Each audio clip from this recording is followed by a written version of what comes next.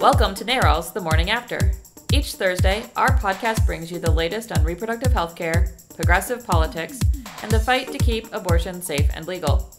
NARAL's The Morning After is a production of NARAL Pro-Choice Ohio. Find us on Facebook, Twitter, and Instagram at ProChoiceOH. Enjoy the show. Hi, I'm Gabe. I'm Michelle. I'm Claressa. Welcome to the show, you guys. Thank you. This is your first appearance on the podcast. Oh yeah. It's well timed. So this is the last day of the Obama administration. Yeah. Which is kind of devastating. Yeah, we're here to bring the disappointment. But you together have been advocating for abortion rights around Columbus for the past year and doing a kick-ass job of it. We needed something uplifting here this week, going into like the worst weekend in the world. Yeah. And I thought it would be great to have you here to talk about the work that you've done, the projects that you've taken on, and sort of give people new ideas of how to continue to be involved in the fight for abortion rights. So the most visible way, and yes, folks watching the video can see it, the flag, the "Don't Tread on Me" flag. How'd the flag come up? Well, I was a clinic escort, and one day I witnessed a woman leave the clinic because she was unable to afford her abortion. So I knew that I had to be involved in abortion funding. That same day, I noticed the protesters were carrying Black Babies Matter signs, and I was, Cute. Yeah. So I was thinking of wanting to co-opt one of their symbols to specifically pay for abortion. And they all had the "Don't Tread on Me" stickers on their cars. So that's when I had the idea for the flag. I had been in the marching band at Doodah and a flag geek. So that aspect of my life came out. Just thinking of marching in the Doodah parade.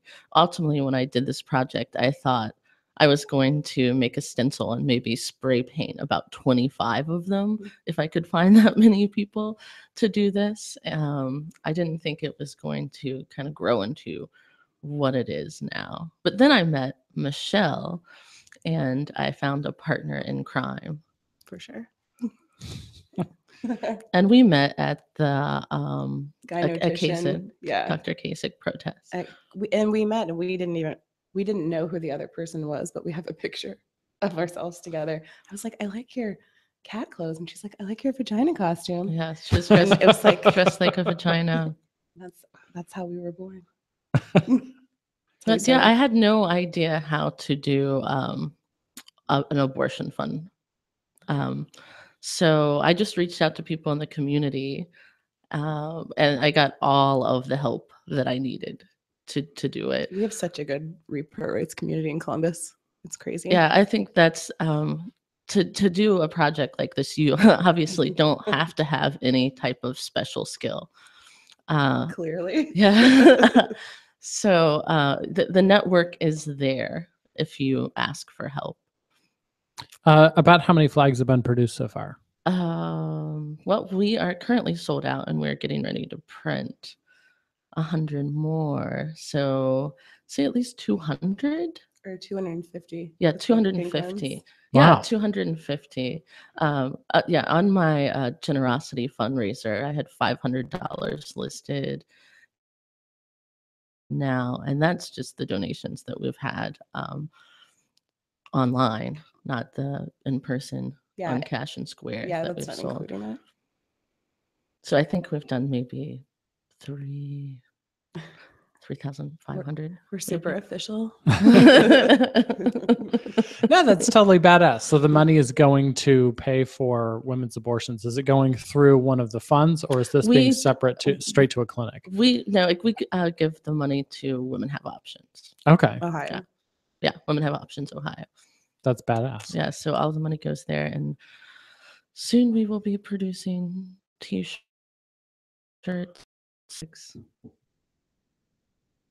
All the stuff. All the What do you swag. want? Tell us. And so, so this is there was a great article in talking the Gadsdsen over the past year notes, but do you want to talk that you've been visible? How did that go? Dude, that was so fun. Yeah, Doodah was a blast. I think For those who don't know, sorry, yeah. Doodah, the Doodah parade in Columbus is the completely irreverent 4th of July parade. So the entire Central Ohio puts up with Red, White, and Boom on July 3rd, and then the sort of activist core comes together on the 4th of July for just the craziest parade area. Weird as Fidel Castro is the marching Fidels. Yes. And so you were in the parade with the flag. Yeah, we opened the parade. Yes, with the Doodah band. That I thought also as part of wanting to fund abortion, we also want to destigmatize abortion. So being a part of parades and activities where we kind of bring a fun visual to abortion is important as well. And that was part of the Doodah parade and Comfest. Yeah. Yeah. Comfest was fun. We got to dance on stage with Fly paper. I stood there like a statue, paralyzed the whole time. But everybody else danced and looked awesome. So you were the official flypaper dancers, yeah, or statuettes, as it may be. I was. Everyone's like dance, and I was like, yeah. But we also like to have, I guess, craftivist activities at Holy Craft. So that's another thing that we've done recently. We had decorate flag nights, and a lot of times we partner with other groups. Mostly we with partner with other adults. Yeah. We help out with other things too. So you've been to the State House for some protest events. You've also been outside abortion clinics. We spent a lot of time outside of abortion clinics. What's that like? I mean, I know what it's like, but for people who don't regularly hang out outside abortion clinics. Well, the Columbus, that's when we first met. I was escort at Planned Parenthood in Columbus, and Michelle is an escort at Founders.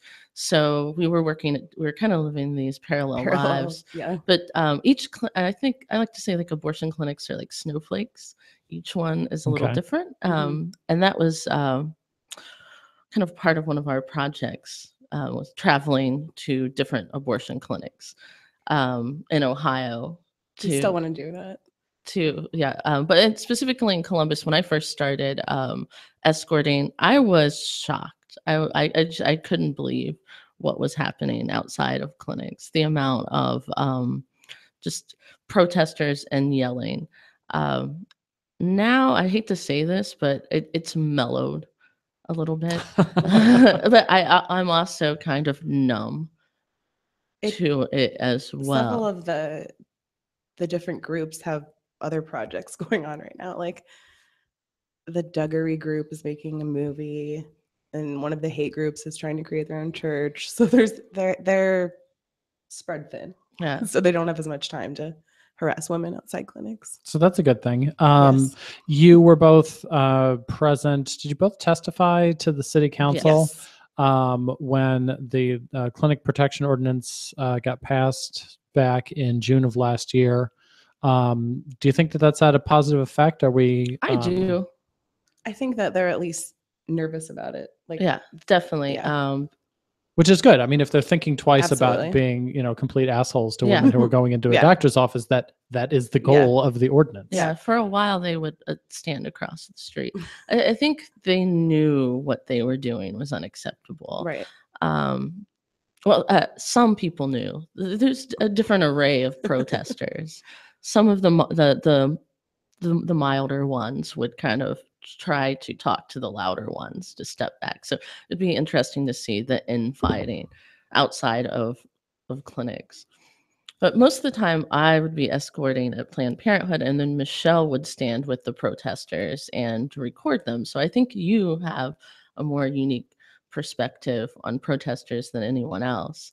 And I stand in a parking lot behind a fence, and occasionally I do have to go into the street to deal with them. But you spend like literally face on face time with protesters. Yeah, they're not. I think it's shocking for people that have never spent time around them. But like once you get used to the rhetoric, it's like you don't even hear it anymore. Like I can stand next to them and like order cupcakes for my kid's birthday party while they're yelling at me. It's just, But for women pulling up, going into a clinic for the first time, I think it's they're not shocking. used to it. Yeah, I think it's terrifying. when the first day that I was a clinic escort, it was slightly terrifying. I'd never had anyone yell at me, especially not like large men scream at me for long periods of time, and that was a lot of getting used to. I used to do this thing I called stray catting when I came home. So I started escorting in the winter, and it was just frozen by the time that I got home. And when I got to my house, I never felt like I would just be like warm or comfortable or full again. So when you become a clinic escort, I think that you really don't just let it wash off of you. You can't really ignore what's happening. You have to figure out how to deal with it emotionally. At first. Yeah. And at first, and now a year later, it's I'm training other escorts and trying to just describe how to do that, how to take care of yourself in this situation. And that's hard to do when how to not internalize the things that they're saying, how to get to the point where it's just a drone and you don't hear it. Yeah. I describe it often like it's just like cattle could be in front of the clinic. Right. I don't respect your opinion, so obviously I don't care what your opinion of me is, but it is very upsetting when a client is in the lot and that hate is directed at a client. That makes it easier to not hear what they're saying too. When you're focused on a patient and you're trying to engage them so that they don't hear what the protesters are saying, that makes it so much easier to ignore everything that they're saying. Yeah, but becoming a clinic escort really upped my activism. It was a great motivator. So the protesters, I think, always for us have been a motivation for what we do. If it's pledge a protester or just, I mean, the fact that this flag exists just because there were protesters outside of clinics. And our art exhibit that we went to do with the footage of the protesters outside of clinics. So much footage. So much. We have so much footage. We haven't even gone through all of it. Especially, we decided we actually got our own GoPro. Nice. Just like all the protesters. And it's funny how angry that makes them when you also record. Like that's ironic because they all have cameras. It's like you cannot hold a mirror up to them. They're incapable of getting what, like, they don't understand. Sounds like vampires. Right. But even on the march on Saturday, Michelle was doing a Facebook Live, and the protesters, the counter protesters at the parade, holding their fetus signs with GoPros, were very upset that she was filming. That's really incredible. Yeah, on the video that the woman was like, "Are you filming? You can't film this." I'm like, your friend's wearing a camera on his chest. Right. Yeah, she was angry, and her husband's like, he's outside. He's one of our regular protesters at Founders, and he had to let her know that on the sidewalk you're allowed to record. They know the laws. Yeah. For people who haven't seen it, many of the protesters wear vests, special vest that square in the middle of the sternum mounts a GoPro video camera. It's just constantly running. And so one of the frequent traps that we've seen is Created Equal is one group that's absolutely horrible at this. Is they will approach somebody and engage a conversation, and their objective is to trap the person into making statements and to trigger and anger, to antagonize. Yes. Sometimes to the point where they've actually provoked a violent reaction. The person gets mad, takes a swing, kicks over a sign, and then they call the cops on that person, even though they were the ones that began the entire thing And they to make start a with. dramatic video about it. Yes, dramatic because pauses. the video camera on the chest is always running. Yes. Always. And so if you ever walk up to somebody and they're asking you questions, many people are like, oh, I can handle this, you know, and I hear the same thing from some of our friends, that if you ever see like the behind the scenes in the Daily Show, where, you know, people always ask, you know, well, why did this person go on the Daily Show? Didn't they understand that this was going to be, you know, kind of used against them? And the person thinks, oh, well, I'm smarter than that. Yeah. I can handle this. And then the video gets edited and it's like, oh shit, you sound terrible. Right. You know? And they're trained, like they get them as children and then they go to camp or school or whatever they call it. And they learn how to bother people and agitate people and have a response for everything that you say. You cannot talk to them. It's like yelling at a plant. Like it's not going to agree with you. Like there's just no no point. one's going to change anyone's mind. No. And like they have like degrees in irritating people. Like that's their whole goal. Yes. So with the upcoming march or any of the future marches that may be, it is really best to just ignore these people. They want reactions from you. You're giving them exactly what they want if you engage with them. It's like real life, don't feed the trolls. Yeah, it's just like the internet, only uglier. Right. and on the side of a busy street. Yeah. Where people are trying to get healthcare. Right. So you brought up last week's march. I thought the march was terrific. Yes. I was a little surprised at how big of an event it was. Huge. It was amazing. A great turnout. Yeah, it was huge. Yeah. So we shot some video, did a Facebook Live until my cell phone battery died. And so got, you know, the bulk of people marching up High Street and out onto the State House lawn, completely filled the State House lawn. It was amazing. Filled the steps. And then surrounded the State House. And yeah, then surrounded the State House arm in arm. And so I was able to go kind of along the line and stopped. And, you know, if people made like too much eye contact with me, then I went up to them and, hi, who are you? And that'll learn you. Yeah. But got some really terrific statements from, you know, men and women and a couple odd teenagers who, you know, some of them drove clear across the state of Ohio just to stand outside the State House in this show of solidarity. I thought it was a really terrific event. We didn't capture on video the protesters because we kind of tried to stay away from them. Yeah. But what were your thoughts? You know, what did you see that you thought was great about Saturday in Columbus? Well, just the turnout, number huge. one. Yes. And there were a lot of children there as well. Yeah, I was glad that it was a family-friendly event. Right. For a political march. Yeah, I came home and that was like the first thing my wife said to me is that she wished she would have known how big it was going to be in the environment because, you know, she would have gladly thrown the kids in the car and come down. I thought the same thing when I got home. And I'd said, you know, the only reason why you shouldn't have is because I had to, you know, like weave through the crowd and shoot video, and I can't do that with two kids. Yeah, exactly. That was I think one of the issues that we had. To the march. But yeah, we spent a lot of time with the protesters, the counter protesters at the march. Just blocking their images. Yeah, there were a good amount of people that kind of just surround. There were only about 3 to 4 that showed up. Yeah, it was was mostly a positive event. Yeah. But yeah, it was thousands of people. So we posted the video. It's on our Facebook page, but people can see it. We'll put it on the blog post for this podcast episode. So that was Saturday's march. Big success in Columbus last Saturday. This coming Saturday, there's marches in Cleveland, Dayton, Cincinnati, I've heard from people in Toledo. There isn't one there, but there was one in Ann Arbor, so they're heading sort of that way for that march.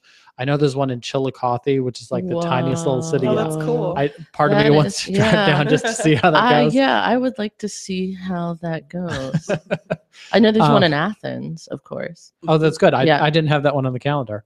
We'll add it. But of course, the big one that's getting all the national attention, it's going to be bigger than the actual inauguration, is the one in Washington, D.C. You guys are going. Yes. How's that going to be? That's a good question. Yeah.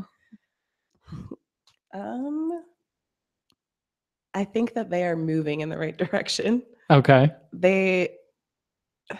So the march organizers sort of got off to a rocky start. A scrappy group of individuals. I mean, this wasn't organized by big organizations. Right. NARAL, our national office, is now a sponsor of it, but weren't initially. Yeah, we were initially. We weren't going to go initially either until NARAL and Planned Parenthood and other groups became partners. Right. I think initially what we heard was that there was a lot of questions about, legit questions about, hey, is this really inclusive?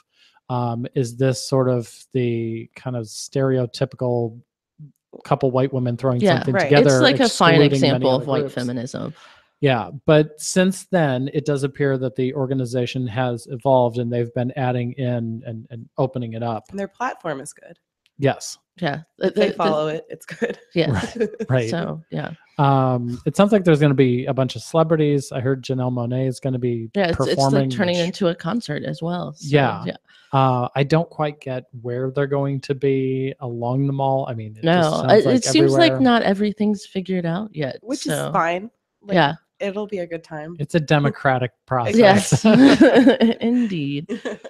But so how are you getting there? Are you busing or we are driving yourselves? Yeah, we're driving. Yeah. We are going to a workshop on Friday night to learn how to do abortion teach-ins, which we hopefully will be having at ComFest. Okay. This summer. So we're doing that Friday night. And then Saturday, we're spending the most of the time at the march, but we are meeting up. Definitely going to go to. Is the teach-in in DC or is that here in Ohio? The teach-in is in DC. Okay. So we need to be in DC by 5 p.m. tomorrow. Okay. That is our goal. She doesn't drive very much. No. Okay. And our other passenger doesn't drive. Michelle is the mom of the minivan. Well, I was just in DC last month and I did the entire through Cleveland. So that was 10 hours. I just remember the last time we were in DC. I was so tired. Well, that was the bus, right? Yeah. But just the drive back from Cleveland to Columbus, Kat was driving and I was like trying to stay awake. I'm like, this is going to be a challenge, but well, we're also staying Saturday night. We're going to stay for a row. Okay. We're going to meet with some clinic escorts that we've met online, but throughout the nation that will also be in DC. So we are going to be at, I guess we shouldn't say exactly where we're going to be. But in a location in DC for the actual row anniversary. Saturday night and then also for Sunday, for the row anniversary. That's terrific. Okay. I think we're going to go to the Supreme Court. Mm-hmm. Definitely for Sunday, we will be at the Supreme Court. It's a celebration. Yes, it is. And hopefully everything will go well in DC. We just have to ignore the people that don't count. Well, I think on Saturday they're going to be vastly outnumbered. Oh, for sure. Yeah. The problem is that Monday morning they will not. That's true. So, we'll see how. I can't believe this is our last day. I know. It's completely devastating. I'm just still in denial enough that it doesn't hurt yet. I've kind of been trying to figure out, what is the president doing right now, and I got to figure that it's him his and hair. Michelle, his hair's going gray. Oh, I thought you meant the president elect. Yeah. Oh. No, I'm just trying to picture how does Obama spend his last day in the White House. And I can't picture anything other than just being out on the Truman balcony and just lighting up a joint and sitting there. It's like, well, this was fun. Yeah, he knows exactly how much hell's gonna be after tomorrow. He was such a good president. Yeah, I'm really sad. Yeah, To go from Obama to Donald Trump, like I know. I'm not trying to be downer. It's just It's I just can't. not true. It's tough yeah. to avoid. I mean, at watching all the cabinet appointments, it's just like, what is going on? I don't. Well, it's one of those things where somebody said that this was the first time in quite a while that they feel that the opposition to the Republican agenda is really starting to congeal and come together. People are seeing exactly, how fucked up all of these Republican priorities are, and to go along with them, how just completely disjointed Trump's administration is shaping up to be.